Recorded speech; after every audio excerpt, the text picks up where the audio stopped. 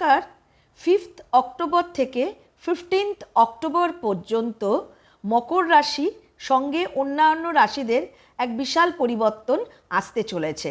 কারণ সূর্য, বুধ, শুক্র, গুরু এবং মঙ্গল এই গ্রহগুলোর গোচর পরিবর্তন হতে চলেছে। তাই প্রত্যেকটি রাশি কম বেশি ভালো মন্দ ফল পেতে চলেছেন। তবে মকর রাশি এক্ষেত্রে কিন্তু গোল্ডেন চান্স পেতে চলেছেন। কারণ এই সময় আপনারা হনুমানজির কৃপা পেতে চলেছেন। স্বয়ং হনুমানজি আপনাদের কৃপা প্রদান করবেন।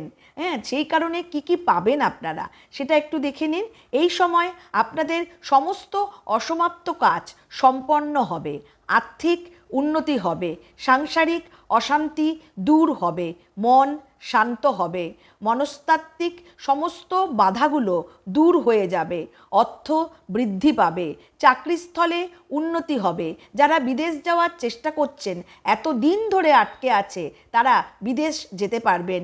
বিদেশ যাওয়ার সুযোগ অবশ্যই আপনারা পাবেন। যারা উচ্চ বিদ্যালাভের চেষ্টা করছেন অথচ করতে পারছেন না, এই সময় আপনারা অযাচিতভাবে কোথা থেকে সুযোগ চলে আসবে বুঝতে পারবেন না।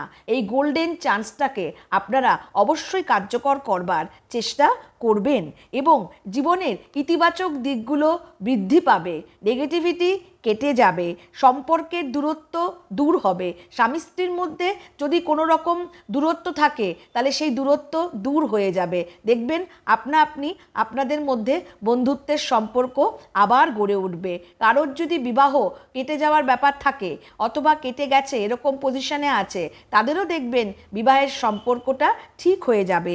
বিবাহ হয়তো আবার আপনাদের হয়ে যাবে, মানে বিয়ে হওয়ার কথা হয়েছে, বিয়ে হয়নি, সেক্ষেত্রেও আপনাদের বিয়ে হয়ে যাবে। কিন্তু এই সময় আপনারা মনে প্রাণে হনুমানজিকে ডাকবেন। হনুমান চল্লিশা দিনে অন্তত একবার পাঠ করবেন।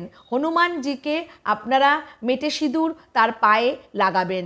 হনুমানজির বাত বা কাঁধে আর কি আপনারা তুলসীপত্র দান করবেন এবং হনুমানজির সবথেকে প্রিয় চামেলি তেল হনুমানজির পায়ে লাগাবেন। প্রতিদিন সন্ধেবেলা হনুমান চল্লিশা পাঠ করবেন, কর্পূর আরতি করবেন, কর্পূর তেলের প্রদীপ জ্বালাবেন। যত রকম হনুমানজির পছন্দের জিনিস আছে সেগুলো আপনারা করবেন।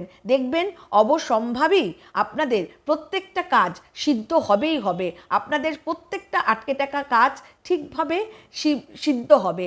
আপনাদের আজকের এই প্রতিবেদনটি কেমন লাগলো আমাকে জানাতে ভুলবেন না। সাবস্ক্রাইব করবার অনুরোধ রইল, লাইক এবং কমেন্ট করবার অনুরোধ রইল। কমেন্টে জয় হনুমানজির জয় লিখতে ভুলবেন না।